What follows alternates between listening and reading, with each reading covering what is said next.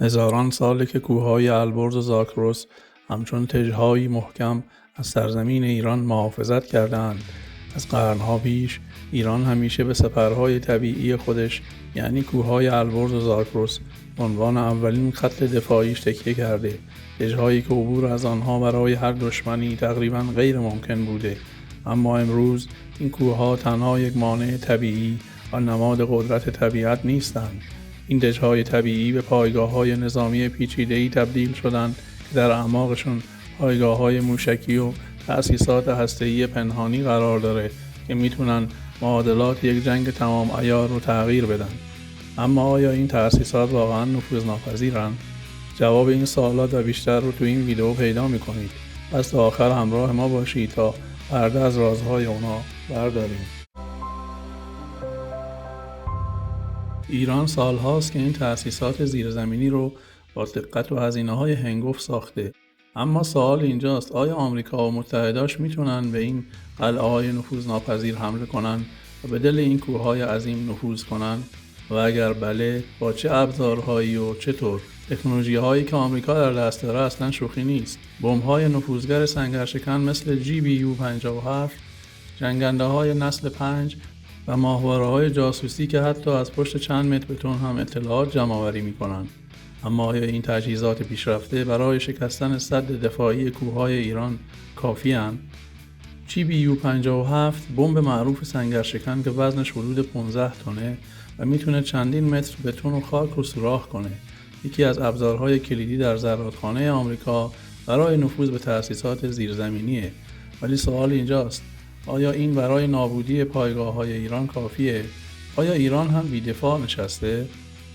سامانه‌های پیشرفته دفاع هوایی مثل باور 373 و تور M1 در طول سالها برای مقابله با این نوع تهدیدات ساخته شدند. این سامانه‌ها قادرن موشک‌ها و بمب‌های دشمن رو پیش از رسیدن به اهدافشون شناسایی و منهدم کنند. سامانه باور 373 که به عنوان یکی از پیشرفته‌ترین سامانه‌های پدافندی در جهان شناخته میشه، میتونه اهداف رو در ارتفاعات مختلف شناسایی و رهگیری کنه. این سامانه به ایران اجازه میده تا به صورت همزمان چندین تهدید هوایی رو کنترل و نابود کنه. از مشخصات این سامانه میتوان به موارد زیر اشاره کرد: کشف اهداف دوریستا با فاصله بیش از 450 کیلومتر، شناسایی اهداف پنهانکار مثل هواپیماهای رادارگریز، برد درگیری بیش از 200 کیلومتر، قابلیت درگیری همزمان با 6 هدف، قابلیت رهگیری همزمان 60 هدف، زمان آماده به جنگ شدن کمتر از 4 دقیقه. لازمه که بگم اخیراً خبرهای مبنی بر تحویل سامانه S-400 روسی هم به ایران شنیده شده که در صورت صحتش قدرت پدافندی ایران رو خیلی بیشتر از الان خواهد کرد.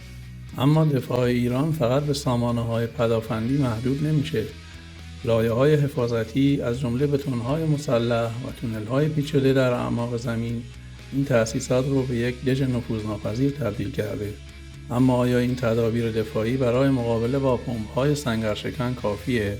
حالا تصور کنید آمریکا و متحداش تصمیم به حمله بگیرن. سوال اینجاست چطور حمله میکنن؟ و مهمتر از همه آیا ایران برای چنین سناریویی آماده است؟ اگر تا اینجا از ویدیو لذت بردین و دوست دارین بدونین چطور آمریکا ممکنه به این تأسیسات حمله کنه و ایران چطور واکنش نشون میده، حتما تا آخر ویدیو با ما همراه باشین. یکی از راه‌های احتمالی آمریکا برای نفوذ به تأسیسات زیرزمینی ایران استفاده ترکیبی از حملات سایبری و حملات فیزیکی با بمب‌های سنگرشکنه. در فاز اول اونا ممکنه به سراغ سیستم‌های ارتباطی و دفاعی ایران برن و با حملات سایبری گسترده این سیستم‌ها رو مختل کنن و در فاز بعدی با استفاده از بمب‌های سنگرشکن برای نفوذ به تأسیسات زیرزمینی اقدام کنن. اما آیا ایران در برابر این حملات ایمنه؟ سامانه‌های دفاعی ایران همچون باور 373 یکی از پیشرفته‌ترین سامانه‌های پدافندی در دنیاست و قادر حتی موشک‌های پیشرفته دشمن رو در فضا رهگیری و نابود کنه.